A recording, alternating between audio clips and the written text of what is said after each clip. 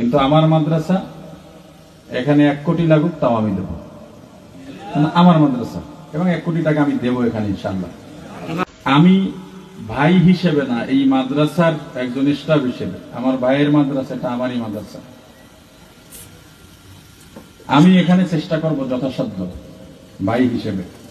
আমি যদি ডোনার হিসেবে আসতাম হয়তো লাখখানি টাকা দিয়ে যেতাম, কিন্তু আমার মাদ্রাসা এখানে 1 কোটি লাগুক তাও আমি দেবো, আমার মাদ্রাসা, এবং 1 কোটি টাকা আমি দেবো এখানে ইনশাআল্লাহ।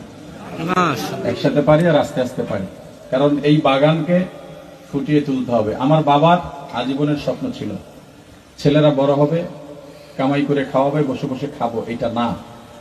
আমার বাবার স্বপ্ন ছিল তোমরা আলেম হবে। এত পরিশ্রম বাবা করেছেন। এই যে আমরা এখন কামাই রোজগার করি, বাবার একই কথা, যদি হারাম রুজি হয়, যদি না জানাইয়া খাওয়াও, কিয়ামতের ময়দানে আমি তোমাদের নামে আল্লাহর কাছে নালিশ করবো।